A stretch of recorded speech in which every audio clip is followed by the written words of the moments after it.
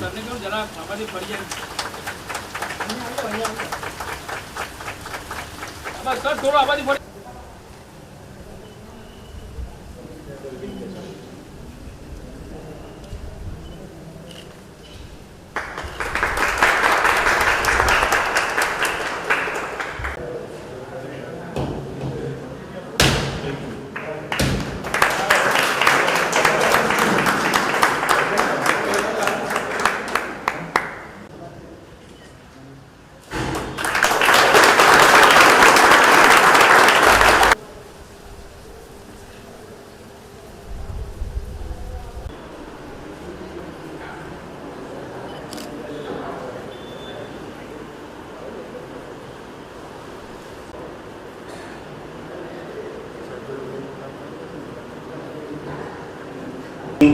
आरोग्यं धनसंपदः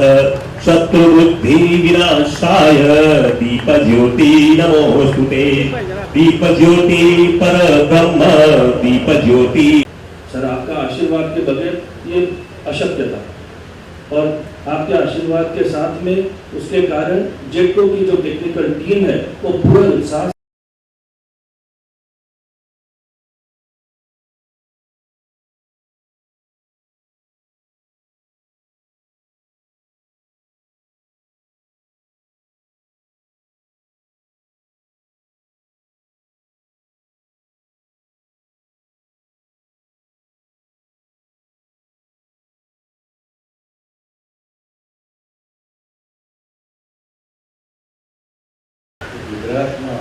ગુજરાતનો જે વિકાસ થયો છે એની શરૂઆત આપણે આપણા દેશના યશસ્વી વડાપ્રધાન નરેન્દ્રભાઈના નામથી શરૂઆત કરીએ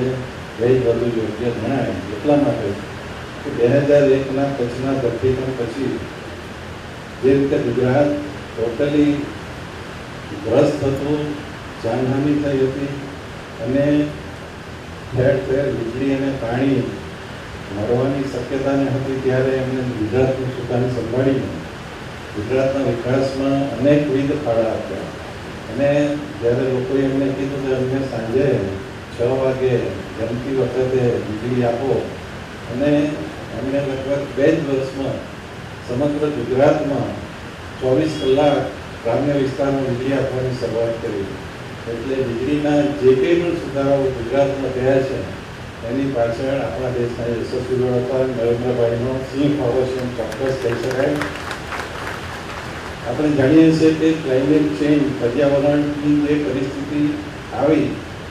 એની એમને પહેલેથી વિચાર કરીને ગુજરાતમાં પણ ક્લાઇમેટ ચેન્જ ખાતું બનાવ્યું અને ખાસ કરીને ગુજરાતમાં સોલાર પોલિસી બનાવી કે સોલાર ઉર્જાથી કેવી રીતે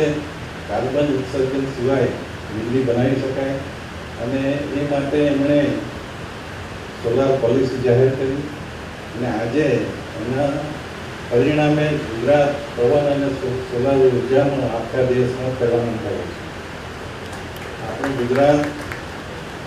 ઔદ્યોગિક ક્ષેત્રે અને ખેતીવાડીમાં જે પ્રગતિ કરી છે એમાં મેઇન યશ જાય તો આપણી ગુજરાત સરકારની વીજળી આપવાની જે ક્ષમતા છે એના લીધે જ આપણા શહેરો વિકસ્યા છે, ઉદ્યોગો વિકસ્યા છે અને ખેતીવાડી વિકસી છે અને આપણે 24 કલાક કોઈ પણ જાતના ઇન્ટરપ્શન સિવાય વીજળી આપી શકીએ છીએ